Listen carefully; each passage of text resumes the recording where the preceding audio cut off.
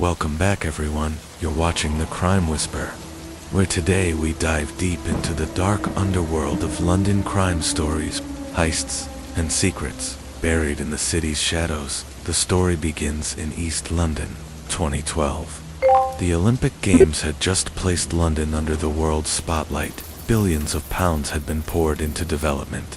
New stadiums, hotels, transport lines. The world saw progress, but in the backstreets of Stratford, another economy thrived. The economy of crime for Detective Inspector Marcus Reed. The games meant more than international glory. They meant opportunity for criminals and for cops. Reed, a hardened detective with 20 years in the Met, knew what most of the public didn't. Large events don't just attract tourists, they attract thieves, gangs, and men who see chaos as cover, and chaos was brewing. The name on Reed's desk that summer was Darren Kavanagh, a name whispered in pubs, feared in the estates. But unknown to the tabloids, Kavanagh wasn't a flashy gangster. He didn't parade in expensive cars. He was smarter than that. His business: armed robberies, banks, jewelry stores, armored vans, anywhere money moved. But this time Reed suspected Kavanagh had bigger plans. Started with a tip-off. A Romanian informant, barely 20 years old, walked into a precinct in Hackney with trembling hands and a story that sounded like fiction. He claimed Kavanagh was building a crew not for a small heist, not for a smash hand grab, but for something unprecedented, the kind of score that could finance a lifetime. At first, the Met brushed it off. Criminals brag all the time. But then something strange happened. A security van, parked outside a Barclays branch in Shoreditch, was hijacked. The guards were beaten, the money gone. A week later, a high-end jewelry store near Bond Street was hit. Same method, same speed, same brutality, and at every scene, no fingerprints, no mistakes. Whoever was pulling these jobs wasn't reckless. They were methodical. Professional. Reed started connecting the dots. CCTV showed blurred figures, always masked, always gone within minutes. The police database lit up with theories, but no proof. Kavanagh's name floated again and again. Reed couldn't ignore it anymore. But Kavanagh wasn't just another crook. He had roots in London's East End crime families. His father had been an enforcer in the 1980s, back when the Cray twins legend still haunted pubs. Darren had grown up around violence. But he wasn't a street thug. He was disciplined, paranoid, careful, and yet, even the careful make mistakes. In late August, police picked up chatter about a warehouse in Dagenham, deliveries at odd hours, vans coming and going. Reed sent a surveillance team at first. Nothing, just crates, forklifts, lorries. But then, one camera caught it. A crate opened at midnight. Inside wasn't goods, it was weapons, rifles, shotguns, pistols. Enough to arm an army. Now, it wasn't just about robbery. It was about escalation. Reed knew he had to move carefully. Too soon, and the case would collapse. Too late, and Kavanagh might vanish forever. Or worse, unleash something devastating. During the Olympics 4 weeks, Reed's team worked in silence, piecing together fragments, phone records, financial movements, hidden cameras. What they found was chilling. Kavanagh's crew wasn't just East End lads. It included ex-soldiers, former security guards, and men tied to Eastern European gangs. They weren't robbing for survival. They were planning an operation that needed precision, discipline, and firepower. Then came the breakthrough. A bug planted in a pub caught a fragment of conversation. To men, voices muffled, talking about the tunnels. Another recording mentioned the vaults. It was enough for Reed to suspect the impossible. Kavanagh was planning to rob the Hatton Garden Safe Deposit, one of London's most secure vaults, hidden beneath the streets, a place where millions in diamonds, cash, and jewels were stored.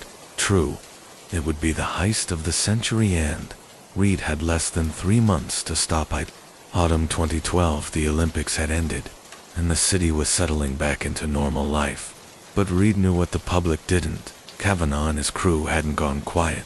They were preparing. Surveillance confirmed the Dagenham warehouse was their base. Hidden inside shipping containers were drills, cutting torches, and explosives, not just firearms, but tools of a professional heist to Reed. The conclusion was clear. Hatton Garden wasn't just a rumor, was the target. Vault was famous in London's criminal folklore. It sat 4 stories underground. Fortified by reinforced concrete and a thick steel door, it had survived bombings during the Blitz, break-in attempts in the 1970s, and countless threats. Since 4 decades, criminals whispered about it. But few ever tried. Kavanaugh was bold enough to try. Reed's team stepped up their surveillance. Every phone call was traced, every vehicle was followed, but Kavanaugh was slippery. He avoided phones when it mattered, used burner numbers, and trusted only face-to-face meetings. One night, a surveillance officer caught Kavanaugh meeting an old associate at a car park in Bethnal Green. The associate was Michael "Mickey" Dunn, a retired tunneler. Dunn had spent 30 years with construction crews digging under London. He knew the city's underground better than anyone. Reed's heart sank when he heard Dunn's name, because if Dunn was involved, Kavanaugh didn't just have weapons, he had access, and that meant the impossible might suddenly be possible. Meanwhile, London's criminal underworld buzzed with rumors in pubs from Camden to Canning Town. Whispers spread of the job of all jobs. Old-timers shook their heads, calling it madness. Younger men spoke of fortune, but no one dared name Kavanaugh directly. His reputation was enough to keep mouths shut. Still, Reed knew criminal whispers weren't just gossip. They were breadcrumbs. He leaned on his informants. A drug dealer in Hackney claimed he'd sold amphetamines to a man linked with Kavanaugh's crew. A bookmaker in Tottenham mentioned large sums of cash suddenly being flashed around by men who were usually broke. And in Soho, a brothel madam said she'd overheard 2 men talking about diamonds bigger than fists. Piece by piece, the picture sharpened, but there was a problem. To arrest Kavanaugh now would mean charging him with conspiracy, based only on circumstantial evidence. It wouldn't stick. Red needed more. He needed Kavanaugh in the act hand. That meant waiting, watching, risking everything. Red's superiors weren't happy. "We can't just sit on this, Marcus," one commander snapped during a late-night briefing. "If he pulls this off, the Met will look like fools," Reed replied calmly. "If we move too early, we'll have nothing. He'll walk in next time. He'll disappear for good." The room fell silent. Everyone knew he was right. By November, the surveillance team struck gold. Hidden microphones picked up a conversation between Dunn and Kavanaugh inside the warehouse. The sound was faint, distorted by metal walls, but clear enough to catch a few chilling words. "The vault, the drilling rig, Christmas." It was enough. Kavanaugh wasn't just planning the heist, he was planning to strike during the holidays, when the city slept, when the banks were closed, and when Hatton Garden would be leased. Gardendreith's pulse quickened. They had a timeline now, but Kavanaugh wasn't reckless. He suspected the police might be watching. He changed meeting spots at the last second, used coded language, and tested his crews. Loyalty constantly won. Man, an Albanian driver, vanished from the operation. Overnight, rumors said he'd been caught talking to outsiders. His body was never found. Kavanaugh's message was clear. Betrayal meant death. Reed knew he was running out of time. Every move, every delay, risked giving Kavanaugh the upper hand. But rushing in could collapse. Months of work, then came a turning point. A minor player in Kavanaugh's crew, a jittery safecracker named Eddie Vickers, was arrested in a routine drug raid when detectives searched his flat. They found sketches of a tunnel system under Clockenwell. The very district where Hatton Garden stood. It was the break Reed needed. Vickers cracked under pressure, sweating, shaking. He admitted he'd been recruited to help with a big job. He didn't know the full details, but he confirmed the target was Hatton Garden. He also revealed something more disturbing. Kavanaugh had police uniforms. The plan was worse than Reed had imagined. December approached. Christmas lights decorated Oxford Street. Shoppers swarmed Harrods, and London's air was thick with celebration. But beneath it all, Reed knew danger lurked. Kavanaugh's crew was almost ready, and Reed had a decision to make: intervene now, and risk losing Kavanaugh forever. Wait until Christmas. and risk the biggest robbery in London's history actually happening. The clock was ticking Christmas Eve. The streets of London glittered with lights. Families hurried home with shopping bags, and pubs overflowed with cheer. But in a quiet corner of Clerkenwell, 6 men gathered in silence, dressed not in festive clothes, but in black overalls. Their target, the Hatton Garden safe deposit for months. They had prepared. Tunnels had been mapped, tools had been tested, security shifts had been tracked down to the minute tonight. Everything came together. Kavanaugh stood at the front of the crew, his cold eyes fixed on the warehouse floor where the equipment was laid out. Drills, diamond-tipped cutters, hydraulic spreaders. He spoke few words. He didn't need to. His authority was absolute. "This is it," he said simply. "No mistakes, no hesitation. We're in and out. Everyone gets their cut if they earn it." The men nodded. Fear and greed danced in their eyes. Meanwhile, in a surveillance van 3 streets away, Marcus Reed and his team listened. They had wired Vickers, the nervous safecracker, with a hidden transmitter. His every word, his every breath, was being fed back to the Met. "Control, this is Reed," the detective whispered into his radio. "They're moving, stand by." Reed's palms were slick with sweat. He had argued for weeks to let the operation run, to catch Kavanaugh red-handed. Now the moment was here, and doubt gnawed at him. What if they lost control? What if someone died? But there was no turning back.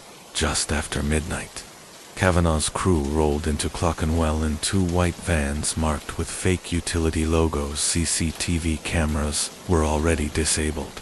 Courtesy of Dunn's knowledge of the grid, they unloaded quickly, slipping into the alley that led to the vault entrance. Hatton Garden, silent above them, had no idea history was unfolding beneath its feet.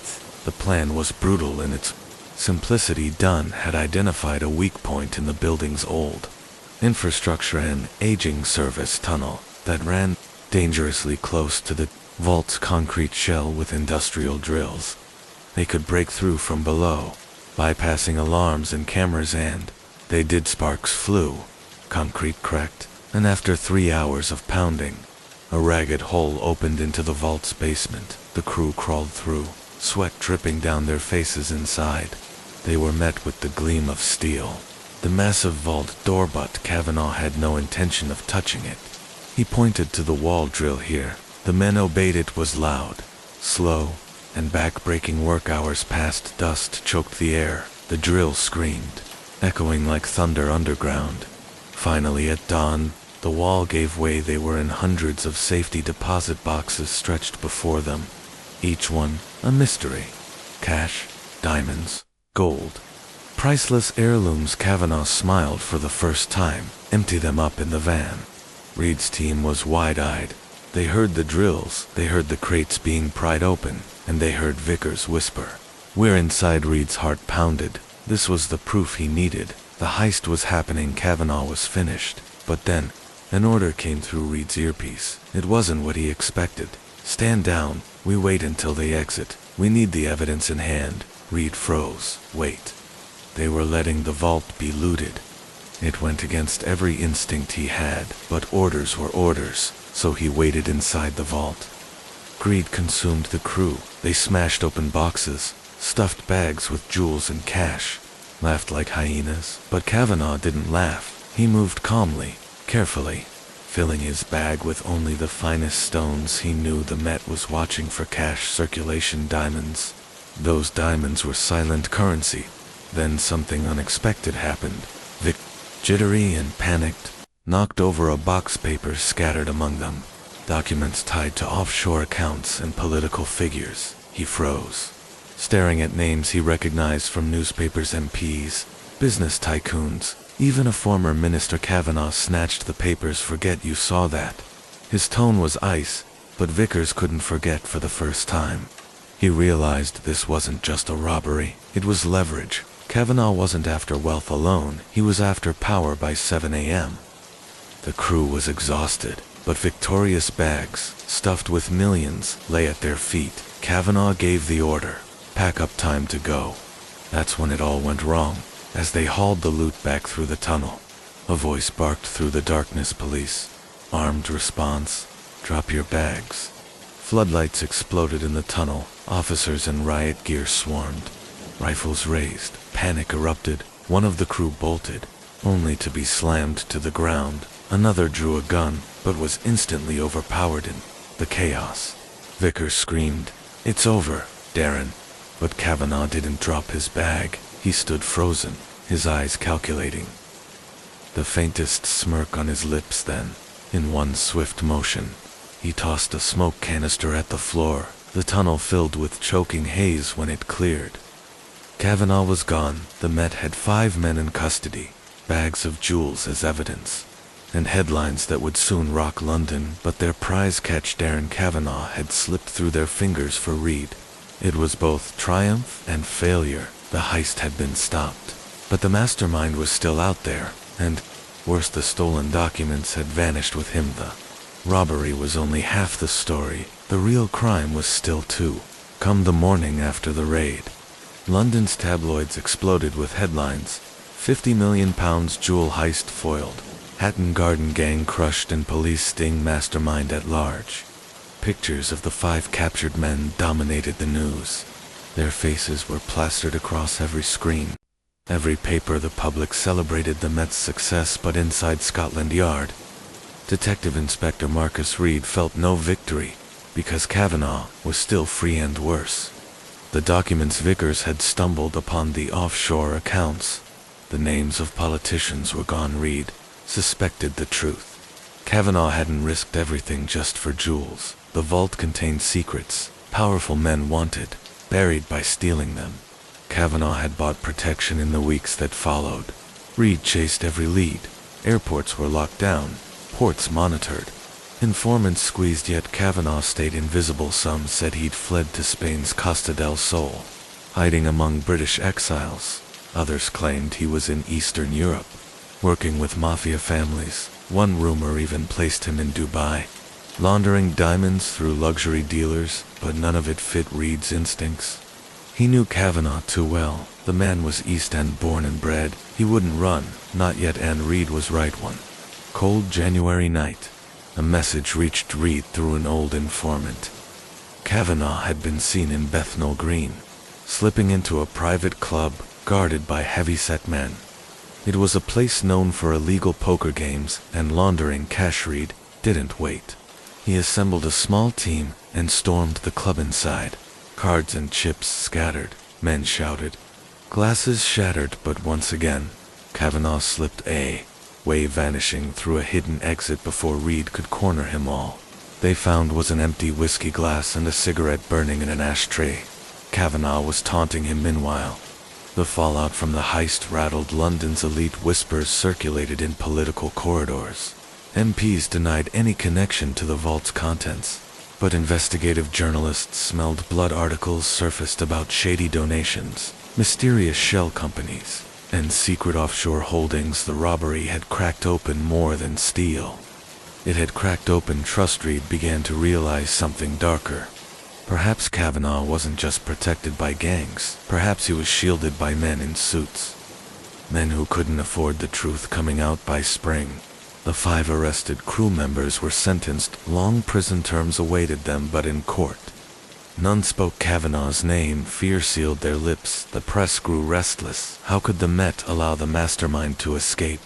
Reed was pressured to step back, to let the case go cold. Officially, Kavanaugh became just another fugitive file. But Reed couldn't let it go. Late one evening, a breakthrough came from an unlikely place. Vickers, the nervous safecracker who had turned informant, reached out from prison. He requested a private meeting with Reed inside the gray prison walls. Vickers leaned across the table, his face pale. You don't understand. Inspector Darren's not running, he's planning. Reed frowned. Planning what?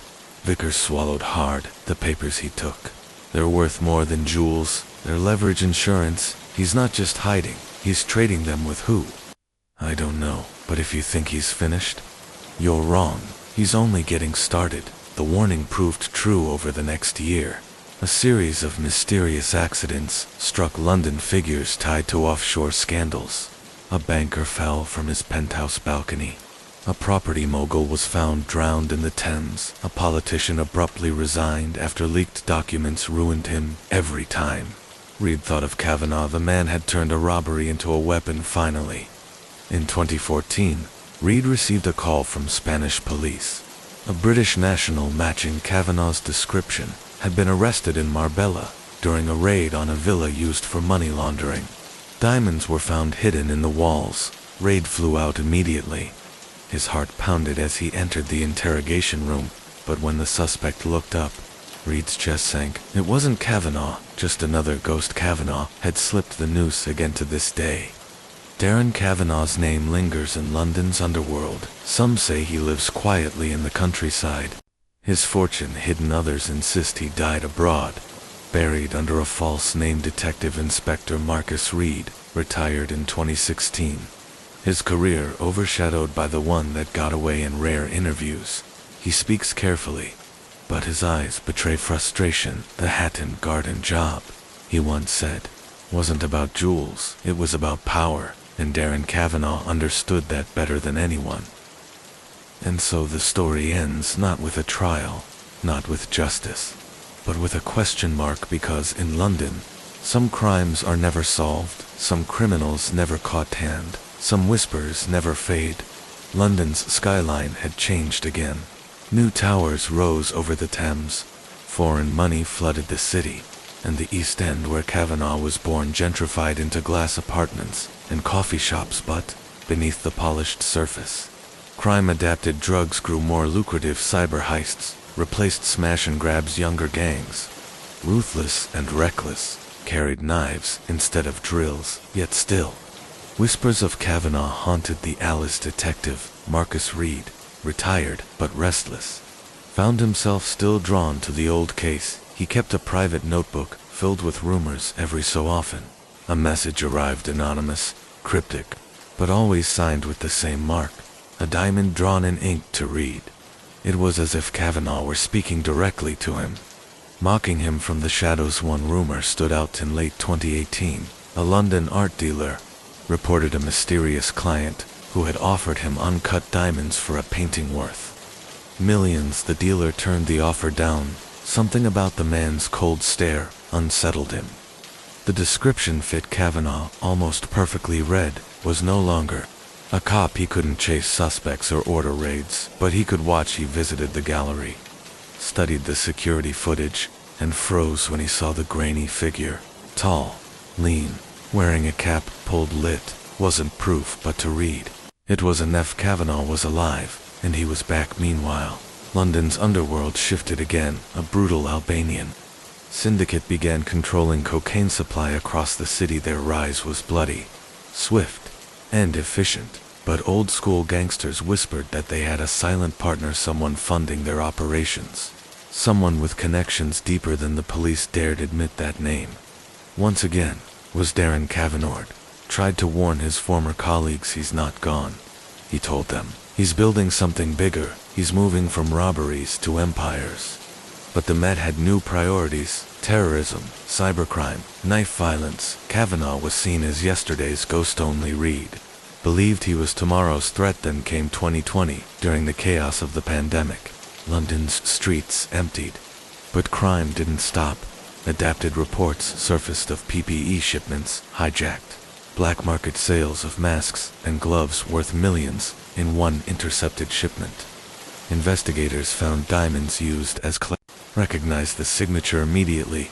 Kavanaugh was turning crisis into currency. And then, another blow. A journalist investigating offshore scandals was found dead in a supposed car accident. Reed managed to get hold of her notes before they were buried in them. Was a chilling line.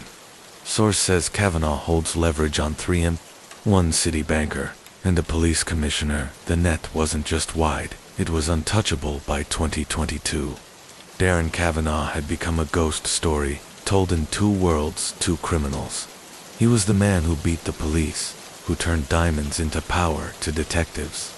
He was the one that got away, the case that still kept them awake at night. And to Marcus Reed, he was unfinished business now. Retired for almost a decade, Reed sat in his East London flat one winter night, staring at the notebook he'd built over years. Every page, every rumor, every sighting neat, all pointed to one truth. Kavanaugh wasn't hiding. He was evolving. The Hatton Garden heist was never the end. It was the beginning. Reed closed the notebook, lit a cigarette, and muttered to himself, "One day, Darren, one day, I'll catch up with you." The city outside buzzed with new crimes, new faces, new tragedies, but in its underworld, the shadow of one man remained.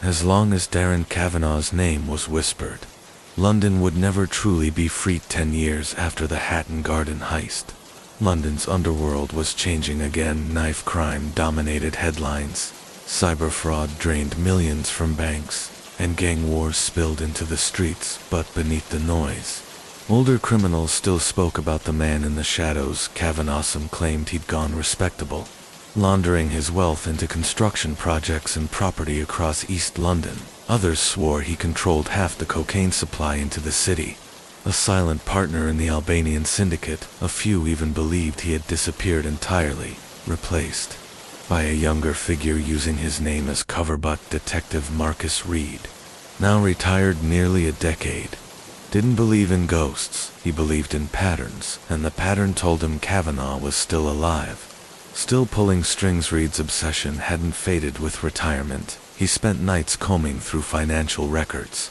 shell companies, real estate transfers. One name appeared again and again: Blackfriars Holdings, Ltd., a faceless company buying up warehouses across London's docks. Reed had no badge, no authority, but he had instincts, and he knew Blackfriars wasn't clean. Meanwhile, in the estates of Tottenham and Hackney, younger gangs began to whisper about a silent investor who provided weapons and cash. These kids didn't know Kavanaugh by sight, but they knew his rules: discipline, precision, no loose talk. It was as if his ghost was mentoring a new generation. One night in early 2023, Reed received an anonymous package at his flat. Inside was a flash drive. No note, no explanation. When he opened it, his blood ran cold. Dozens of photos appeared on his screen, pictures of him leaving his flat, visiting the shops, sitting alone at a cafe, each one time-stamped, and at the bottom, a single line of text: "Still chasing, Marcus." Reed felt the chill of truth. Kavanaugh wasn't just alive, he was watching him. The Met, of course, dismissed Reed's warnings. "You're retired, Marcus. Don't start chasing shadows," they told him. But Reed couldn't stop. He started reaching out to old contacts of journalists, even ex-criminals, and names surfaced repeatedly. The Docklands meeting, rumors said. Kavanaugh had called a gathering of London's most dangerous players in a warehouse by the Thames: Albanians, Turks, old East End families. The purpose: to form an alliance, to unify London's fragmented underworld under his silent command. If true, it would be the most powerful syndicate the city had seen since the days of the Craze. Reed decided he had to see it for himself. He drove to the Docklands on a rainy March night. Parking near the warehouse, through binoculars, he saw cars arrive, men in suits, men with scars, armed guards at the doors, and then a figure stepped out of a black Jaguar, tall, lean, moving with the same cold confidence Reed remembered from surveillance footage a decade earlier. Darren Kavanaugh. Reed's chest tightened. He had found him at last, but he was alone. No backup, no badge. Just an old detective chasing a ghost. He raised his phone to take a picture. That's when headlights flared in his rearview mirror. A car pulled up silently behind him. Two men stepped out. Approaching his vehicle, Reed's instincts screamed. He started the engine and pulled away. Tires screeching on wet tarmac, the men gave chase. But Reed knew these streets too well. He lost them in the maze of the Docklands when he finally stopped. His hands trembled on the wheel. Kavanaugh had seen him in this time. Reed wasn't sure if he'd survive the game. London's underworld had a new order now. The young feared knives, the rich feared cybercrime, but both whispered the same name when no one was listening. Darren Kavanaugh, man who robbed Hatton Garden, the man who vanished into smoke, the man who turned crime into legend. And for Marcus Reed, the chase wasn't over. It never would be. Because some crimes never fade and some criminals never die. was summer 2023. When the call came, Reed was at his flat, surrounded by maps, case notes, and cold cups of tea. When his burner phone rang, the voice on the other end was smooth, calm, almost amused. "Mark is still chasing me after all these years. Why don't we meet? Docklands Pier, midnight, alone. Click, no threats, no bargaining, just an invitation." Reed sat frozen, the phone still pressed to his ear. He knew it was a trap. He also knew he couldn't refuse for 10 years. Kavanaugh had haunted his every waking thought. To walk away now would mean surrendering to the legend, and Reed had never been one to surrender. The Docklands at midnight were a graveyard of industry, silent cranes, empty warehouses, the Thames glistening under weak moonlight. Reed arrived early. Parking his car 2 blocks away, he carried no weapon. He knew it wouldn't matter. Exactly midnight. A black Jaguar rolled to the pier. A man stepped out, lean, sharp-featured, dressed in a tailored coat. The years had aged him, but not dulled him. Darren Kavanaugh looked every bit the ghost turned king. They faced each other across the pier. "Well, Marcus," Kavanaugh said, his voice carrying across the water, "you've chased me longer than anyone else. I thought you deserved a face-to-face." Reed's jaw tightened. "You could have been a soldier, a leader, a builder. Instead, you chose this." Kavanaugh smiled faintly. "And you chose to spend your life chasing men like me. We're not so different. You and I both obsessed, both refusing to let go." Reed took a step closer. "One difference: I believe in justice, and I believe in survival," Kavanaugh replied smoothly. "Justice is just a story you tell yourself at night. Survival, that's real." For a long moment, silence. Only the river moved. Black and restless, Reed's mind raced. He could lunge at Kavanaugh, try to drag him down. But he knew the man had backup watching from the shadows. One move, and he'd be finished. He asked the question that had gnawed at him for a decade: why the Hatton Garden job? You had the network, the money, the influence. Why risk it all? Kavanaugh's smile deepened. "Because I could, because London needed reminding. Crime isn't dead, it evolves, and legends outlive laws." Reed suddenly realized the truth. Kavanaugh hadn't invited him here to kill him. He'd invited him to witness, to ensure the legend carried on, even in the mouth of his greatest pursuer. "You want me to tell your story?" Reed said slowly. "No," Kavanaugh replied. "I want you to understand it. You've spent 10 years hunting a ghost, and tonight, when you go home, you'll know the ghost is real. You'll never catch me, Marcus, but you'll never forget me either. That's immortality." A car door slammed in the distance. 2 figures appeared. Approaching the pier, Kavanaugh turned slightly, giving Reed one last look. "Take care of yourself, Detective. You're the only one who ever got close." And then, just like that, he was gone, slipped into the Jaguar, swallowed by the night, leaving only the echo of his voice behind. Reed stood at the edge of the pier long after the car had vanished. He felt no victory, no closure, only the weight of obsession. He would never catch Darren Kavanaugh. But perhaps that was never the point. Perhaps the true punishment was to live with the story, to carry it like a scar back in his flat. Reed typed a single line at the top of his files. "Some criminals are caught, others become legend." Darren Kavanaugh was the latter. And so the tale closed. London would go on: new crimes, new faces, new whispers in dark alleys, but in every corner of the underworld, one name remained untouchable: the man who robbed Hatton Garden, the man who outlived the law, the man who turned crime into folklore. Darren Kavanaugh. As long as his name was spoken, London's shadows would never be silent. By late 2024, a strange thing began happening across London's estates and nightclubs. Gang leaders started calling themselves the Sons of Kavanaugh.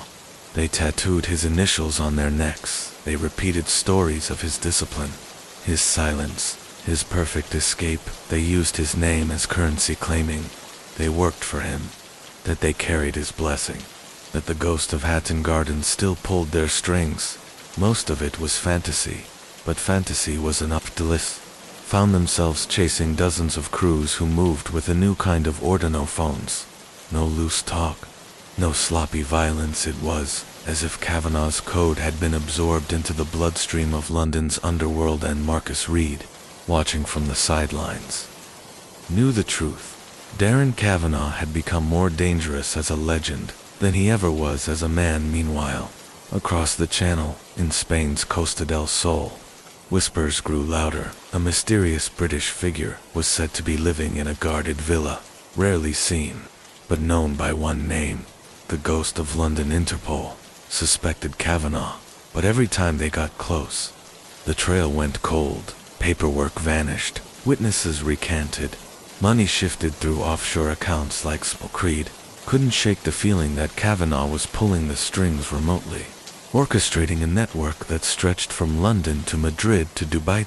Law was chasing a man, but the world was dealing with a myth. The turning point came in November 2024. Violent clash erupted in South London between Albanian traffickers and a rising local crew. Dozens injured, 2 dead. But what shocked detectives was what they found spray-painted across the walls of the crime scene. Kavanagh lives. The name had become a war. Banner Reed was drawn back into the game. Even without a badge, journalists began calling him. Eager for his insight, he became a reluctant talking head on late-night crime shows, the expert on London's ghosts. But privately, Reed was unraveling. He couldn't sleep. He checked his windows twice each night, and sometimes when the street outside was too quiet, he swore he saw a black Jaguar parked in the distance. Then came the letter, handwritten, no return address, delivered through his letterbox at dawn. Inside, only one line: "It's not me you should fear, Marcus, it's who comes after." No signature, no proof, but Reed knew the handwriting. He'd memorized it a decade ago. Kavanagh. The message became prophecy. By early 2025, a new syndicate emerged, calling itself the Black Friars Circle. Its leadership was faceless, hidden, but every major crime family in London now paid tribute to it. Drugs, fraud, extortion, all flowed through the circle, and everywhere whispers tied it back to the ghost. Some said Kavanagh was the circle's founder, others claimed he was long dead, and his lieutenants were merely trading on his legend. But in the alleys of Brixton, in the boardrooms of Canary Wharf, one truth echoed: London belonged to the circle. Reed watched with dread as the city he had spent his life defending slipped deeper into the shadows. He knew he couldn't stop it, but he also knew one thing: the circle didn't. If Darren Kavanagh was still alive, if he was really behind it all, then he wasn't finished yet. Neither was Reed, because the hunter and the ghost were bound now, not by law or duty, but by obsession in London's darkest corners. Obsession was just another form of crime. By spring 2025, the Blackfriars Circle had grown too big to ignore. What began as whispers in East London had become a multi-billion-pound operation stretching across Europe. Interpol's cybercrime division traced fraudulent transfers worth hundreds of millions, routed through servers in Dubai and Singapore, Spanish police reported. British gangsters buying luxury villas on the Costa del Sol with untraceable cash in Rotterdam. Dutch customs seized a container ship carrying 600 kilos of cocaine, all stamped with the same mark, a black spade, the signature of the circle at the center of every intelligence report. One name appeared in the margins: Darren Kavanagh. But the problem wasn't proof. It was belief. Some agencies were convinced he was alive, orchestrating everything from a hidden base. Others argued he was long dead, and the circle was using his myth as cover. The disagreement fractured cooperation without consensus. No agency could act hand Kavanagh. His legend thrived in the confusion. Marcus Reed, now in his 60s, was dragged back into the storm. An Interpol analyst from Lyon visited him in London. "You're the only one who ever got close," she told him. "You know his psychology, help us predict him." Reed hesitated. He had spent years trying to bury the obsession, but the analyst's words reopened the wound. If Kavanagh was truly pulling strings on an international scale, then Reed's nightmare was far from over. He agreed to consult. The more files he read, the clearer it became. The circle wasn't sloppy. They moved money like smoke, drugs like water, Influence, like electricity, it wasn't the work of amateurs. It had discipline. It had Kavanaugh's fingerprints all over it, and then, in June 2025, proof arrived. In Barcelona, Spanish police raided a villa linked to the circle inside. They found weapons, cash, encrypted laptops, but in a locked drawer. They found something else. A passport, British fake name, but the photo was unmistakable. Grayer, but alive, the myth had a face again. The discovery sent shockwaves through the law enforcement world, but it also set off a war. Rival factions within the circle accused one another of leaking trust. Collapsed shootings erupted in London, Rotterdam. Young lieutenants who had grown up on the legend of Kavanaugh now fought to prove themselves worthy of his empire, and all the while, the ghost stayed hidden, moving quietly through Europe like smoke for Reed. It was confirmation of what he had always known. Darren Kavanaugh wasn't just a story. He was real, and he was still 3 steps ahead. But Reed also knew something the rest of Interpol didn't. Kavanaugh didn't make mistakes. If his passport was found in Barcelona, it was because he wanted it. Found the ghost wasn't running. He was luring them in late that summer. Reed received another message, not a letter this time, but an email sent through an untraceable server. It read, "Still chasing, Marcus. Come to Athens, you'll find what you're looking for." Attached was a photo, a cafe by the Aegean Sea, and sitting at a table, glass of wine in hand, was Darren Kavanaugh himself, smiling directly at the camera for Reed. The choice was clear. He booked a one-way ticket to Athens because ghosts don't taunt unless they're ready to be seen, and this time, Marcus Reed wasn't chasing justice, he was chasing an ending. Summer 2025, the city baked in heat. Tourists swarmed the Acropolis, and on the waterfront, cargo ships came and went, like clockwork. Reed arrived with nothing but a backpack and a notebook. He hadn't told Interpol, he hadn't told the Met. This wasn't about justice anymore, it was about closure. The email had led him to a quiet cafe near Piraeus Port. Reed sat at an outdoor table, eyes scanning the crowd, and then there he was, Darren Kavanaugh there now. Streaks of gray in his beard, but the same sharp eyes, the same calm aura. He wore a linen shirt, sunglasses resting on the table beside his wine. When their eyes met, Kavanaugh smiled as if greeting an old friend. "Marcus," he said as Reed approached, "you finally made it." Reed sat down, heart pounding. "Why here? Why now?" "Because," Kavanaugh replied smoothly, "I'm tired of being a ghost, and you're the only one who deserves to hear the truth for the next hour."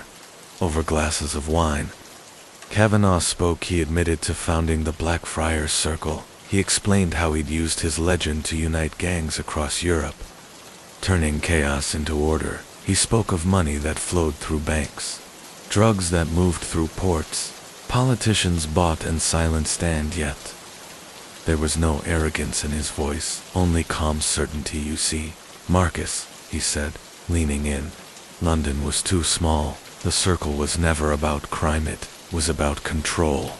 Crime is temporary, control lasts forever." Reed studied him. "And what about the blood? The body? The kids in London estates, dying for your name?" Kavanaugh's eyes flickered. "Collateral. Every empire has it." Reed felt the weight of years pressing on him. Here was the man he had hunted across a decade, a man who had outsmarted the law, outlived rivals, and become legend, and yet, up close, he was just a man finally. Reed asked the question that had haunted him most. Why keep taunting me? Why not disappear completely? Kavanaugh smiled faintly. Because every legend needs a witness, and you, Marcus, you were mine without you chasing me. I'm just another crook with you. I'm immortal. Before Reed could reply, movement caught his eye across the street. Two unmarked cars pulled up doors, slammed. Men in plain clothes poured out, armed and ready. Kavanaugh didn't flinch. You brought them? Reed asked. Sharply, Kavanaugh chuckled. No, you did. They've been watching you since London. You were the bait. Marcus, the cafe, erupted. Tourists screamed. As agents rushed forward, Kavanaugh stood calmly, hands raised, as if surrendering. But then Kyosa motorbikes screeched around the corner. Two men firing pistols. Agents ducked for cover. Kavanaugh moved like smoke, slipping through the confusion by the time Reed scrambled to his feet. The ghost was gone. All that remained was his glass of wine. Still, half full in the aftermath, Interpol swept the port, but no trace of Kavanaugh was found. Some agents swore he boarded a yacht minutes before the raid. Others believed he'd melted into Athens' backstreets, sitting alone at the cafe. Hours later felt hollow once again. He had touched a legend only to watch it vanish. He returned to London weeks later, older, tired, carrying nothing but memories. Reporters hounded him. Did you see him? Was it really him? They asked. Gede gave only one answer. Yes, he's real, but he's not done, and in the underworld. Whispers grew louder. Some claimed Kavanaugh had escaped to Dubai. Others swore he'd retired in South America. A few believed he'd been killed in Athens and replaced by his lieutenants, but in the pubs of East London, in the estates of Hackney, in the boardrooms of the Circle, one truth remained. The ghost still haunted the Marcus. Reed never got closure, but maybe closure was never the point. Some crimes are solved, some criminals are caught, and some live forever. Darren Kavanaugh, the man, the myth, the ghost of London, autumn 2025. London. It had been 3 months since Athens, and the city had changed again. The Blackfriars Circle had tightened its grip. Cocaine shipments doubled, cyber fraud rings expanded. Politicians grew quieter. Journalists investigating the Circle began to vanish. The streets were bleeding, but no one could point to a single lead around yet. Everywhere, the whispers were the same. Kavanaugh's back. Marcus Reed, now gaunt from sleepless nights, refused to believe the Athens escape had been coincidence. He replayed the scene in his mind 1,000 times. The wine glass, the motorbike hit, the vanishing act. Kavanaugh hadn't slipped away. He had orchestrated the entire raid. Reed knew it, but knowing wasn't proof, and without proof, the Met dismissed him as a retired detective obsessed with ghosts. Still, Reed dug one night, in a pub in Camden. He met an old informant, jittery ex-smuggler named Carl. You didn't hear this from me, Carl whispered, but the Circle's moving their meetings. Docklands is hot. They're using the old tube tunnels now. Down near Aldwych, abandoned. Quiet, perfect for ghosts. Reed leaned in, and Kavanaugh. Carl swallowed. They say. He sits at the head of the table, not as a man, as a shadow. No phones, no pictures, just his orders. Passed mouth to ear. Reed's stomach tightened. If true, London itself had become Kavanaugh's fortress. Interpol was fracturing after the Athens debacle. The French accused the Greeks of tipping Kavanaugh off. The Greeks blamed MI6 for interfering. The British denied everything, and in the chaos, the Circle grew stronger. The break came in November. A data leak, untraceable, dropped onto Reed's personal laptop. Inside were hundreds of files, offshore bank records, shipping manifests, coded communications, the Circle's inner workings. Laid bare at the top of the folder, a single message. Marcus, time to finish it. DK. Reed's blood ran cold. Why send him evidence? Why expose the Circle's secrets? Unless Kavanaugh was cleaning house. The files pointed to one conclusion. The Circle was preparing for a purge. Rival factions, disloyal lieutenants, even foreign partners. They were all marked for elimination, and Reed, unwillingly, had been chosen as the messenger. Days later, London erupted. Series of bombings tore through warehouses in the Docklands. Safe houses in Brixton went up in flames. Bodies were found in the Thames, weighted with chains. The Circle wasn't collapsing, it was consolidating, and in every attack, in every whisper, one phrase repeated. The ghost cleans his house. Reed realized the horrifying truth. Kavanaugh wasn't just surviving, he was evolving. He was turning the Circle into something leaner, stronger, untouchably, and, by feeding Reed the files, he had ensured the legend would spread, because every headline now screamed the same thing. Darren Kavanaugh lives for Reed. There was no escape. His name was tied to Kavanaugh's forever. Journalists hounded him, conspiracy theorists called him the ghost's partner, the Met treated him like a liability and, yet, deep down, Reed couldn't let go, 'cause he knew something no one else dared. Admit the Circle was no longer just a criminal network, it was becoming an empire, and Darren Kavanaugh, the man London once called a thief, was now its King. Winter 2025 London shivered under gray skies. Christmas lights blinking weakly against the gloom, but for Marcus Reed, there was no warmth, no holiday, only the hunt. His flat had become a war room. Maps covered the walls, marked with pins and scribbles. Newspaper clippings spilled across the floor, and in the middle of it all, Reed sat hunched, eyes hollow, replaying every file. Every whisper of Darren Kavanaugh's sleep came rarely. Food barely mattered, he was consumed. The Met had long since cut him off. Interpol stopped returning his calls. Even his few friends urged him to let it go, but Reed couldn't. He saw Kavanaugh in every shadow, heard him in every whisper. The ghost wasn't just haunting London anymore, he was haunting Reed's mind. One evening, a knock at the door pulled him from his papers. It was a woman in her 30s, sharp-eyed, wearing a trench coat. She introduced herself quietly. "Amelia Shaw. Me 6, we've been watching you." "Marcus," she said as she stepped inside, "you're chasing something bigger than the Met realizes, bigger than Interpol admits. The Circle isn't just crime, it's politics, it's finance, it's London itself." Reed narrowed his eyes. "And what do you want from me?" Shaw leaned closer. "We want you to keep doing what you're doing. Because Darren Kavanaugh isn't just a fugitive anymore, he's a national security threat." For Reed, it was vindication, proof that he wasn't mad, but it was also a curse, because MI6 didn't want justice. They wanted control. "If we can't catch him," Shaw whispered, "we'll use him. Better to have a ghost in our pocket than in our nightmares." Reed recoiled. The thought of Kavanaugh being shielded by the very government meant to stop him twisted his stomach. London bled. The Circle's purge continued. Stabbings in Tottenham, shootings in Brixton, silent assassinations in Canary Wharf. No one could trace them, no one could stop them, and, through it all, Darren Kavanaugh's myth grew. Kids wore his name on hoodies, rap songs praised him as the ultimate outlaw. He was no longer feared, he was worshipped. The ghost had become a god. Reed tried to fight back. He leaked files to journalists, desperate to expose the Circle, but stories were buried before print editors received calls. Reporters backed out. It was as if London itself had decided Kavanaugh was untouchable. One night, Reed returned home to find his flat ransacked, papers shredded, laptop smashed on the table. A single object remained untouched.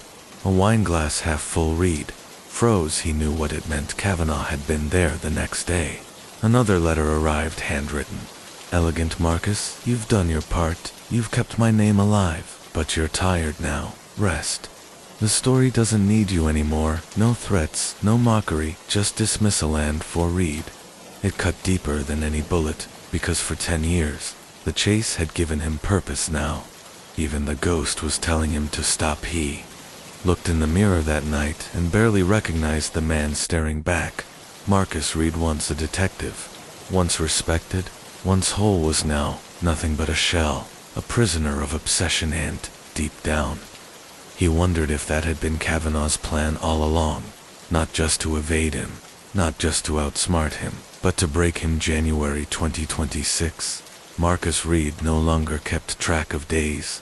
His walls, once lined with notes and files, were stripped bare after the break-in. The silence in his flat was suffocating. The only sound was his own restless pacing, his muttering, the click of his lighter as he burned through cigarette after cigarette. He told himself he was regrouping. In truth, he was falling apart. The wine glass left on his table haunted him. He hadn't touched it, hadn't thrown it away. It stood there like an altarpiece, shimmering faintly in the gloom. In the middle of the night, Reed swore he heard it clink, but outside, London was changing faster than he could track. The Circle had gone quiet. After its bloody purge, violence dipped. Drugs still flowed. Money still moved. But the chaos slowed. It was as if a new order had been imposed. Sharper, more efficient hand, in that silence. The whispers grew louder. Kavanaugh isn't hiding anymore. He's building. Foreign intelligence agencies started circling German the Italians, even the FBI. They weren't asking if Kavanaugh was alive. They were asking how much power he had, and through it all, Marcus Reed remained on the outside, reduced to a relic, ignored by the very people who had once begged for his insight. Then came the call. It was Amelia Shaw from MI6. Her voice was clipped. "Urgent, Marcus. We need you now." They met in an underground car park in Soho. Shaw's face was pale. Drawn, she handed him a file inside. Photos of high-ranking bankers, politicians, and shipping magnates, all men of influence, all dead within the past month. Natural causes, the press said, but Shaw knew better. These aren't killings. She whispered, "They're erasures. Kavanaugh is removing obstacles. He isn't a criminal anymore. He's becoming infrastructure. He doesn't bribe the system. He is the system." Reed's hand shook as he flipped the pages. Every death, every silence, every coincidence led back to the same unseen architect. "You said you wanted him stopped." Shaw said so. Stop him for good this time, for Reed. It was a cruel twist, after years of being dismissed as obsessed, paranoid, broken. They were pulling him back in, but there was no triumph in it. Only exhaustion, because Reed knew the truth. No one stopped Darren Kavanaugh, not police, not governments, not even ghosts. The next weeks were a blur. Reed followed leads into Canary Wharf, shadowed bankers through Mayfair, tracked shipments along the Thames, and everywhere he found the same thing. Doors closed, evidence scrubbed, witnesses silenced. Kavanaugh's empire was invisible, a shadow kingdom woven into the city's bones. Reed started drinking heavier days, bled into nights. He became careless, paranoid. Once, walking home, he felt eyes on him. He spun around. Nothing. Another time, he swore he saw a black Mercedes following him for miles. The line between reality and obsession blurred on. Then, one night, he returned to his flat. The wine glass was gone. In its place sat a letter. Same handwriting as before. "Marcus, you still don't understand. You're not my hunter, you're my witness. When the story of London is written, you'll be the one who tells it. That's why I keep you alive." Reed's knees nearly buckled. The ghost hadn't just been toying with him, he had been curating him, keeping him close, but never too close. Not an enemy. A narrator for the first time in his career.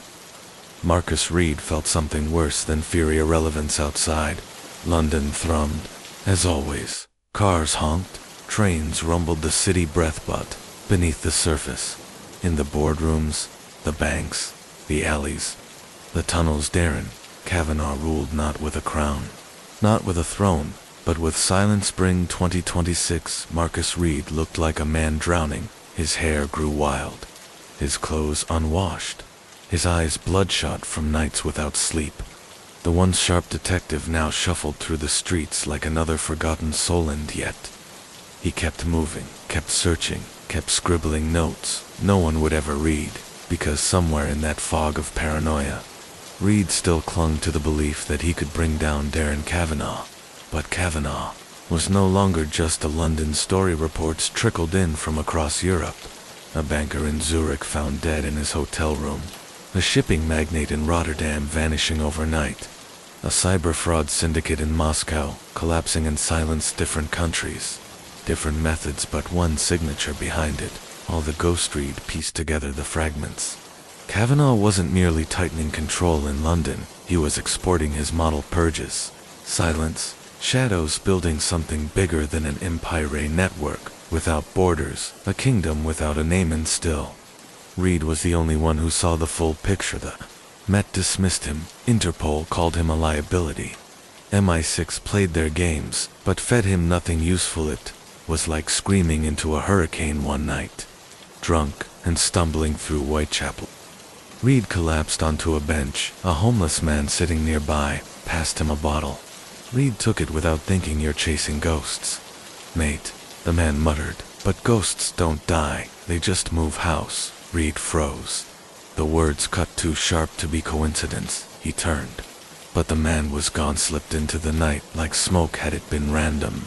Or had Kavanaugh planted him there, just to twist the knife? Meanwhile, Amelia Shaw resurfaced. She found Reed outside a pub in Soho.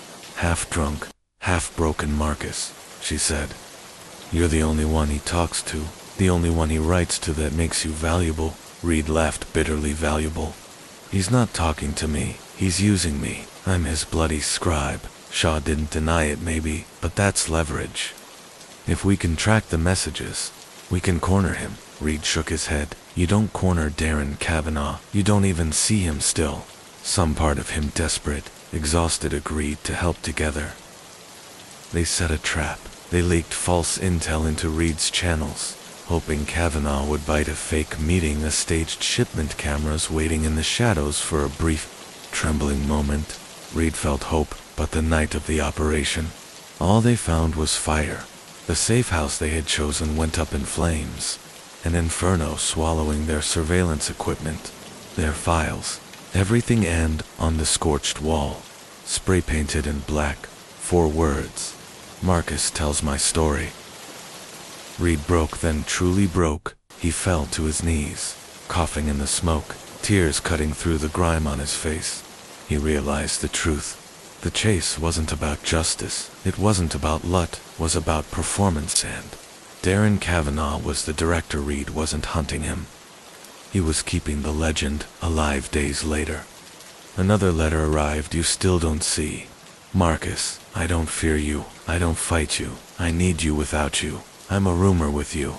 I'm eternal. London needs its ghost, and you're the one who writes it." Reed read the words over and over, until they blurred, until he understood he wasn't Darren Kavanaugh's enemy. He was his biographer. And in that moment, Marcus Reed faced a choice: walk away, let the ghost fade, and maybe reclaim his life. For keep writing, keep feeding the legend, keep becoming the one thing he never wanted to be. The voice that kept Darren Kavanaugh immortal. London pulsed around him. Taxis honked, clubs throbbed, bankers laughed in dim-lit bars. But Reed no longer saw a city, he saw a stage, and somewhere behind the curtain, Darren Kavanaugh smiled. Summer 2026. Marcus Reed's decline had reached its end. He was no longer a detective, no longer even a man in the eyes of the world, just a ghost of his own, unshaven, sleepless, drifting through London's veins like a forgotten shadow. But one thing still burned in him: the need for closure. The letters had continued, each one elegant, taunting, intimate. Darren Kavanaugh wrote, not like a fugitive to his pursuer, but like a writer to his audience. "Marcus, every empire needs a historian. You are mine, Marcus. They don't see you anymore, but I do. I always will." The words gnawed at him until he realized something horrifying. He wasn't chasing Kavanaugh anymore. Kavanaugh was chasing him. Amelia Shaw of MI6 tried to intervene. She found him in a cafe in Hull, hands shaking as he scrawled on napkins. "You're slipping," she said softly. "He's playing with you. He doesn't fear you, he feeds off you." Reed stared at her, eyes hollow. "Then maybe the only way to end this is to stop feeding him." She frowned. "What are you saying?"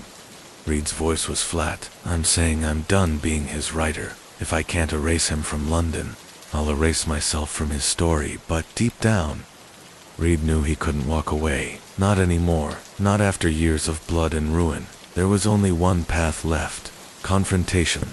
The chance came in July, and another letter arrived, different this time. Not taunting, not playful. "Marcus, if you want the ending, meet me where it began. Midnight, Aldwych." Reed's pulse quickened. Aldwych, the abandoned tube station, long whispered as one of the circle's meeting grounds. This wasn't a game, it was an invitation. That night, he armed himself with nothing but a torch and a revolver he'd been drawn in years. He descended into the dark tunnels beneath the city, where dust and echoes clung to every wall. The air was heavy, silent, and then, deliberate, from the shadows emerged a figure, tailored suit, calm stride, a face lined by age, but sharpened by power. Darren Kavanaugh. The ghost was real, flesh and blood. For a long moment, neither man spoke, just the weight of years between them, the unspoken truth that they had built each other finally. Kavanaugh broke the silence. You've kept me alive, Marcus. Every headline, every whisper, every sleepless night you made the ghost eternal. Reed raised the revolver, hand trembling. And tonight, I end it. Kavanaugh smiled faintly. End me, or end yourself. The words struck Red like a hammer. He saw his reflection in the tunnels, the broken man, the obsession, the years wasted. Kavanaugh was right. Killing him wouldn't end the story. It would immortalize him. Reed's hand shook harder. His breath came ragged and Kavanaugh stepped closer, pulled the trigger. Marcus, make me legend or walk away, and let me fade into myth. Either way, I win. For the first time in his life, Marcus Reed didn't know what to do. The revolver wavered in his hand. Sweat dripped down his brow. The city above throbbed. Indifferent hand, in that moment. Reed understood the cruelest truth of all. There was no victory, not for him, not for London only. The story. He lowered the gun. Kavanaugh's smile widened on, without another word. The ghost slipped back into the shadows, leaving Reed alone in the dark. When Reed emerged hours later, dawn breaking over the Thames, he knew his life was over, not in death, but in purpose. He hadn't caught Darren Kavanaugh. He hadn't stopped him, but he had seen him end. That in the end was all the ghost had ever wanted. Autumn 2026. London was quiet. Too quiet. The circle no longer made headlines. The purges had ended. The city, on the surface, felt normal again. Banks running, trains rattling, pubs full, but beneath the surface, Darren Kavanaugh's shadow stretched longer than ever. He wasn't feared as a criminal anymore. He was spoken of like weather, inevitable, unstoppable, beyond blame. Marcus Reed. He was invisible after Aldwych. He vanished from public life. No one knew where he lived, or if he lived at all. Former colleagues whispered about his madness. Journalists called him the detective who hunted a ghost until he became one. But in truth, Reed had withdrawn into silence. A small flat on the outskirts of London. Curtains drawn, phone disconnected, no visitors. The revolver still sat on his desk, unfired, a reminder of the night he chose not to end the story. Yet the letters continued. Every few weeks, a new envelope slipped under his door. No postage, no address, just the same neat handwriting. Marcus, the city breathes because of us. Marcus, they don't see you, but I do. Marcus, when you're gone, who will tell my story? Read them all, then tossed them into a shoebox, already overflowing with the ghost's words. He told himself he didn't care anymore, that he was done. But every night, he lay awake, staring at the ceiling, waiting for the next letter. The final turning point came in November. Age, ambitious, recluse appeared at Reed's door. Her name was Clara Hayes, and she had been digging into the circle for months. They told me you're the only one who's ever seen him, she said, the only one who knows the truth. Please tell me. Reed studied her face. He saw himself in her, hungry, naive, desperate to pull the mask off the ghost. For hours, he spoke about the files, the purges, the banks, the tunnels, about Aldwych, about the wine glass, about the Smiland. When he finished, Clara whispered, "So he really exists?" Reed nodded slowly. "Yes, but he's not a man anymore.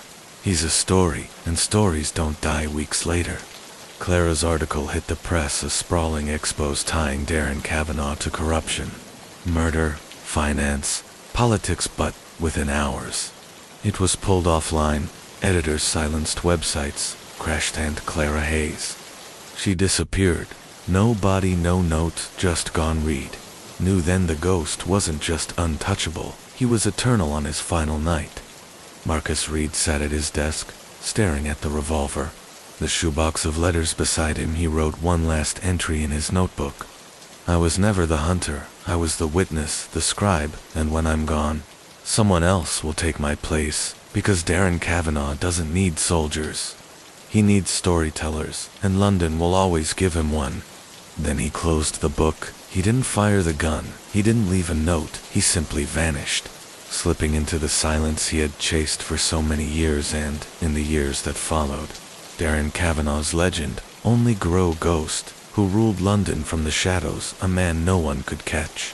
but everyone could feel Marcus Reed's name was forgotten, his files buried, his words scattered, but the story lived on because ghosts don't die, they linger. Winter 2027. London's streets pulsed with their usual rhythm, traffic snarling through Westminster, nightclubs roaring in Soho, bankers swarming Canary Wharf, but beneath it all, the city felt haunted, not by Marcus Reed. His name had faded, forgotten like smoke in the wind, but by the shadow he chased. Kavanaugh murmurs filled the void. Reed had left a whisper in a Brixton bar, claimed Kavanaugh controlled half the ports on the Thames. A City of London broker swore deals in Hong Kong cleared only with his blessing. A Camden rapper rapped his name as if he were royalty, and yet no one had seen him. Kavanaugh had become an absence so heavy it felt like presence. Then came the book, anonymous, no author named, but every bookstore in London carried it suddenly, stacked in neat piles. The Ghost of London, Darren Kavanaugh. It read like gospel, detailing his rise, his wars, his empire. It painted him not as a criminal, but as a visionary, a man who bent the city to his will when governments could not stand. Buried in its pages were details only Marcus Reed could have known. The letters, the wineglass, all to which the world believed Reed had disappeared, but the book suggested otherwise. Had he written it? Had someone stolen his notes? Or had Kavanaugh himself been the author, twisting the story to suit him? No one knew, but London devoured it soon. Copycats emerged, blogs, podcasts, underground documentaries. Darren Kavanaugh was no longer just a myth whispered in Alice, he was a brand, and with every retelling, his empire tightened, because what Reed had feared most was coming true. The story itself was the power. Meanwhile, strange things began to happen. A police officer investigating gang murders in Hackney vanished. A politician outspoken against organized crime resigned overnight, citing family matters. An MI6 safe house was breached. No alarms, no traces. Each time a calling card appeared at wineglass, half full inside. MI6. Amelia Shaw felt the pressure closing in. She had survived Reed's spiral, survived the circle's purges, but now she realized the truth. Reed hadn't lost to Kavanaugh. He had been absorbed by him, and now Amelia was next. Late one night, as she sifted through files in a secure office, her computer blinked. A single line of text appeared on the screen. Marcus told my story, now you will. Too, her blood ran cold, because Darren Kavanaugh wasn't just a ghost anymore. He was an author, and Amelia Shaw had just been chosen as the next pen. London slept restlessly that night, because when one ghost fades, another always takes its place. And the story never ends. Summer 2025. The circle had torn itself apart. Bodies in canals, fires in warehouses, meetings reduced to blood. Yet when the chaos finally quieted, one name remained steady in the whispers. Darren Kavanaugh, man who was supposed to be dead, the man who was supposed to be finished, now reborn as something worse and untouchable.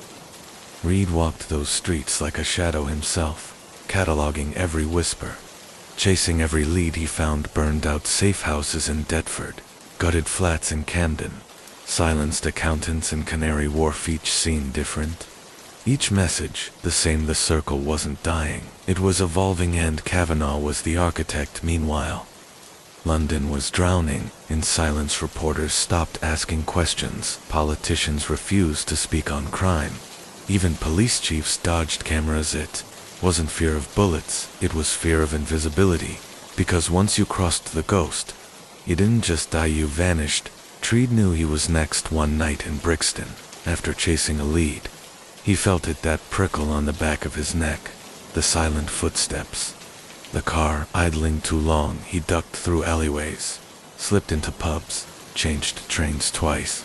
But when he got home, his front door was unlocked. Inside on the table, a single wine glass waited half full. The message was clear. Kavanaugh wasn't just ahead of him. He was inside his life, inside his walls, watching still. Reed refused to stop. He threw himself deeper, cutting old ties, burning through his health. Sleep came in broken snatches. Food hardly at all. his flat became a graveyard of maps and notes. Lines crisscrossing London like veins feeding a monster. Every red mark led back to the same conclusion. Kavanaugh didn't survive Athens by chance. He had planned it. He had outplayed Interpol. MI6. Europol of them manned. Now he was building something bigger. Leak confirmed. Reed's fierce dockworkers on the Thames reported crates arriving under fake manifests, escorted by men who disappeared into tunnels beneath the city. Untraceable shipments. Unmarked vans. London wasn't just his hunting ground anymore. It was his kingdom. Reed tried to sound the alarm. He reached out to old colleagues, to Interpol, to anyone who would listen. They dismissed him. "You're chasing ghosts, Marcus." But Reed knew better. He wasn't chasing a ghost.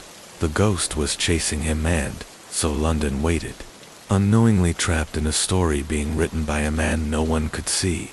But everyone obeyed, because Darren Kavanaugh wasn't a fugitive anymore.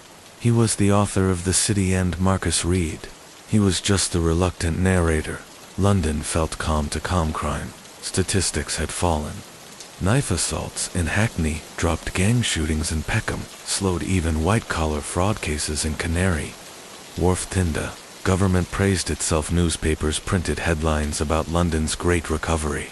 But Amelia Shaw knew better. It wasn't peace, it was control. Darren Kavanaugh had smothered the city so thoroughly that crime no longer looked like crime. It looked like order. Amelia sat in a dimly lit cafe near Borough Market, her laptop glowing faint blue against the dark. She wasn't writing reports for MI6 anymore. Not officially. She was writing something else.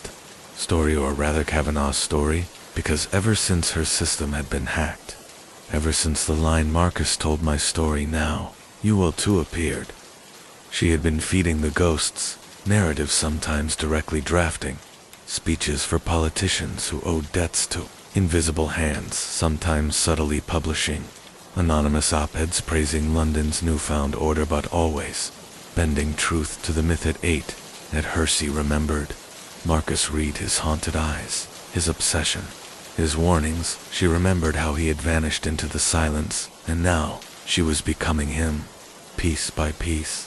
But unlike Marcus, she couldn't run back, 'cause Kavanaugh didn't let his pens run dry that night. Amelia returned to her flat. The air smelled faintly of smoke, though nothing burned. Her lights flickered once, then held steady. On her desk sat a fresh wine glass half full. Beside it, a note written in elegant cursive. "You're not telling my story fast enough." Her stomach sank the next day. London woke to chaos. A tech billionaire who had been vocal against organized crime was found dead in his Mayfair penthouse. Cause of death: suicide, they said, but Amelia knew better. The wine glass was there within hours. Markets dipped. MPs called emergency meetings, and then, in the midst of panic, a new book appeared online. Order from Shadows: How Darren Kavanaugh Saved London. It read like policy. It read like prophecy. It read like the truth, and Amelia recognized sentences she had written, torn from drafts, twisted into praise. She wasn't resisting anymore. She was collaborating. Whispers began. Darren Kavanaugh wasn't hiding abroad. He wasn't dead. He wasn't a ghost. He was here in London, watching. One evening, Amelia walked home through South Bank. The Thames glittered beneath the lights. Tourists laughed. Street performers juggled fire. Everything looked normal until she noticed a man across the river, leaning on the railing, staring directly at her. Tall, broad-shouldered suit, sharp as a blade. She couldn't make out his face, but when he lifted his glass in a silent toast, her blood froze, because whether it was real or not didn't matter. The ghost wasn't just a story anymore. He was flesh, and Amelia Shaw knew her own chapter was nearly written. 2028. Amelia Shaw hadn't slept in days, not properly. Dreams came in fragments, wine glasses tipping, Marcus Reed's voice whispering warnings, the Thames swallowing faces she could not name. But tonight, she wasn't dreaming. She was awakened. The ghost had called. Hurt arrived as a single email. No address, no trace, just one line. Meet me where the story began. Attached was a time: midnight. Was a place. Alda, which Malaya stared at the screen until her reflection blurred.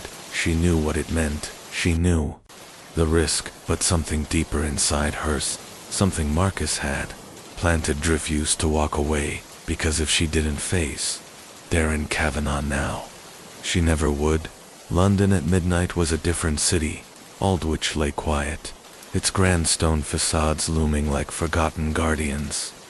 The empty roundabout echoed with the faint hum of taxis in the distance. Amelia stood there, pulse hammering. The streetlights flickered once, then still then he appeared. Darren Kavanaugh, a whisper, not a myth. Flesh and blood, he walked from the shadows with the calm authority of a man who owned the ground beneath his feet. His suit was immaculate, his stride deliberate, his eyes fixed on Heron, his hand a wineglass half full. "Amelia Shaw," he said, voice smooth as velvet, carrying across the silent street. "You've been writing my story beautifully, but now we edit." Her mouth was dry. "Why me?" Kavanaugh smiled faintly. "Because Marcus chose you, and Marcus was right. You don't chase the story, you carry it. You don't fight power, you shape it. That makes you useful." She clenched her fists. "Useful? You've turned me into a mouthpiece, into your propaganda machine." He tilted the glass, letting the liquid catch the light. "Propaganda? No truth. The city needs order, and I gave it order. The politicians, weak. The police, corrupt. The circle, dead. But me, I endured. I am London's order." Now she shook her head. "You killed Reed for the first time." Something flickered in his expression, not regret, not denial. Something closer to amusement. "Marcus killed himself the moment he thought he could fight the story, instead of tell it. I gave him a choice. He chose silence." Amelia's breath caught. "So he's..." Kavanaugh raised his glass. "Gone like all the others." Silence pressed in heavy around them. Amelia felt the weight of every unsolved case, every whisper, every missing name, and now she was standing at the heart of it. "You can't keep this up," she said quietly. "Eventually, someone will see through it." Kavanaugh stepped closer, lowering his voice until it was almost a whisper. "They already do, and it doesn't matter, because by the time they speak, their words are mine. By the time they resist, their story is mine. That's the trick." "Amelia, violence fades, stories endure." He handed her the glass. "Now drink and write the next chapter." Her hands trembled as she stared at the wine. The ghost wasn't asking, he was commanding, and Amelia Shaw realized the trap Marcus had warned her about all along. Defiance wasn't power. Silence wasn't safety. The only weapon left was the pen. She lifted the glass, and in that moment, Amelia Shaw stopped being a witness. Amelia Shaw had changed. Her reflection in the mirror told her so. The same eyes, the same face, but harder now, not tired in the way Marcus Reed had been, but colder, hollowed by a truth she could no longer deny. She drank from the glass. She wrote the story, and London obeyed. In Parliament, ministers parroted her words, never knowing where their speeches truly came from. Newsrooms, editors published anonymous reports that guided public fear like a leash in the streets.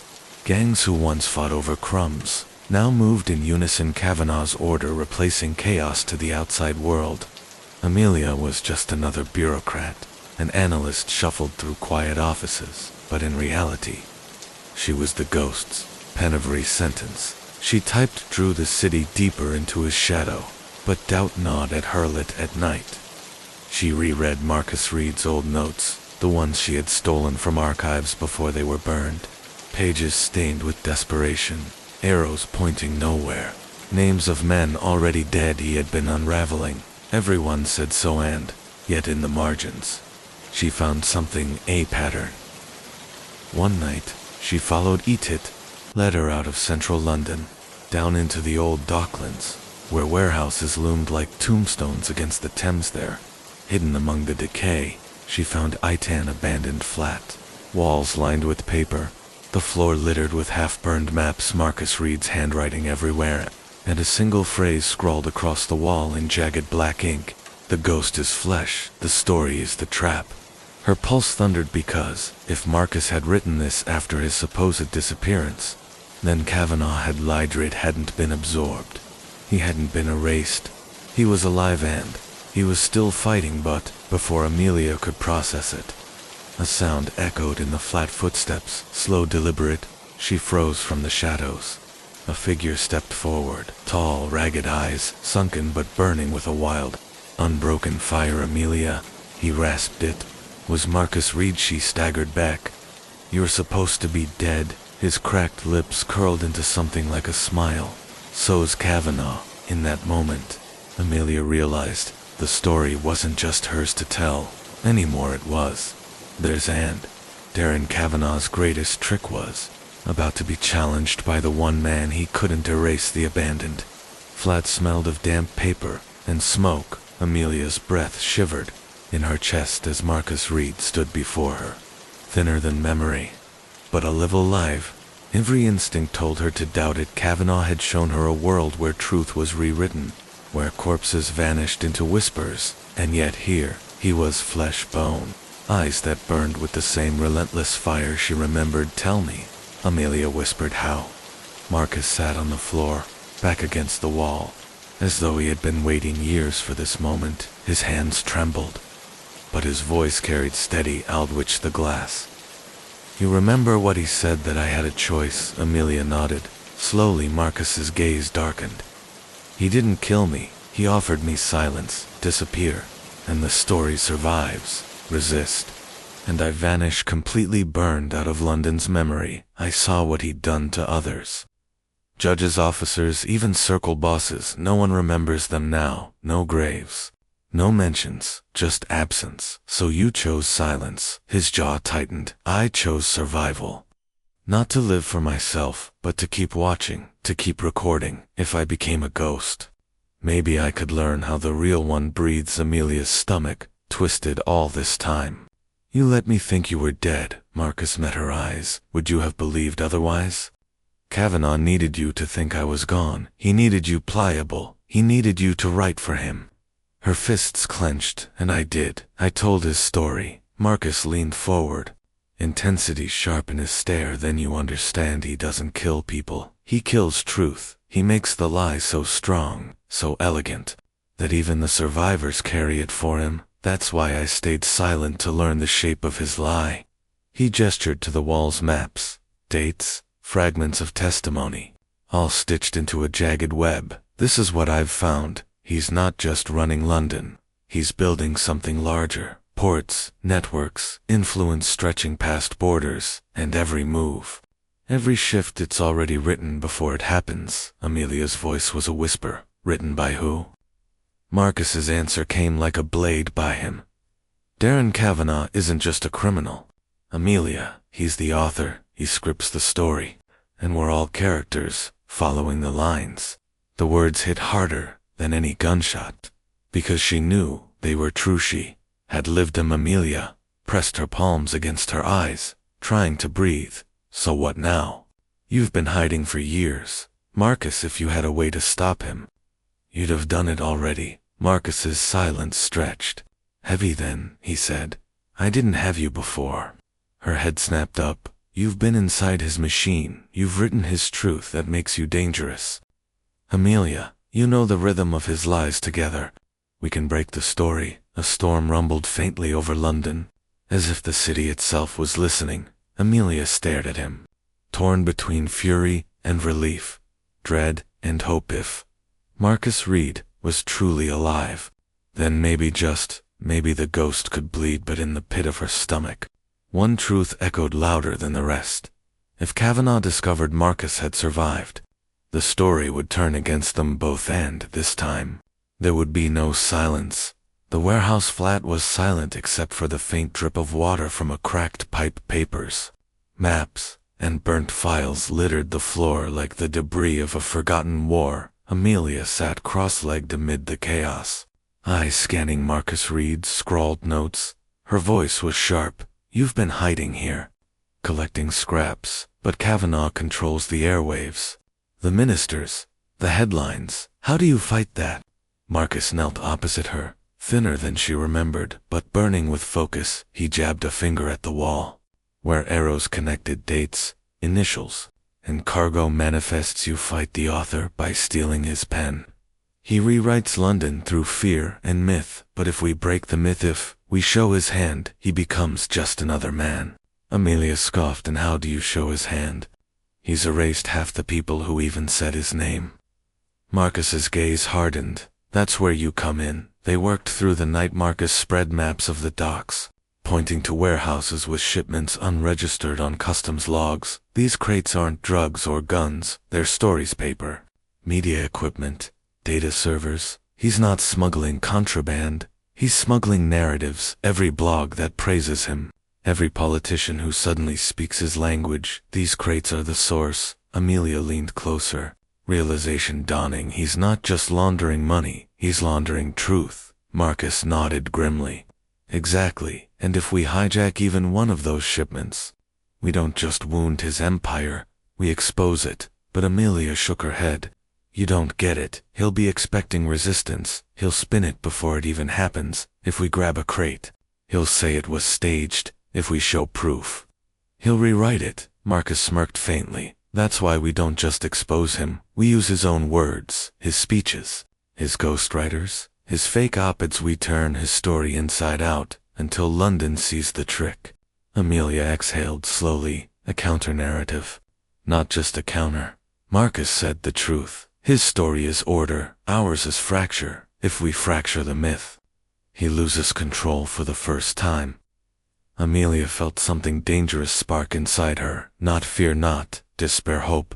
But as dawn bled into the city, Marcus grew restless. He stood at the cracked window, staring across the Thames toward the glittering skyline. Kavanaugh knows I'm alive now, he said quietly. Amelia frowned. How? Marcus's jaw tightened. Because the story demands it. He doesn't make mistakes, he makes scripts. And we've just stepped into the next act. On the desk, Amelia's phone buzzed. A new message. No number, no trace, just 3 words. You changed endings. She felt the blood drain from her face. Hand curled into a fist. He's already rewriting us. The war for London wasn't just in the streets anymore, it was in the story itself. The Thames smelled of oil and rust that night. The docks at Tilbury stretched out in steel and shadow, containers stacked like tombstones beneath the orange glow of floodlights. Marcus crouched in the dark with Amelia at his side, binoculars pressed to his eyes. His breath came steady, sharper than when she first found him. Being back in the hunt had woken something feral in him there. He whispered. Me followed his line of sight. A convoy of 3 unmarked lorries backed up to a row of containers. Men in dark coats moved with military precision, too disciplined for common smugglers. On the side of the first container, Amelia spotted it, a symbol, a faint mark, almost invisible in the green. A half-full wineglass. Her throat tightened. It's him.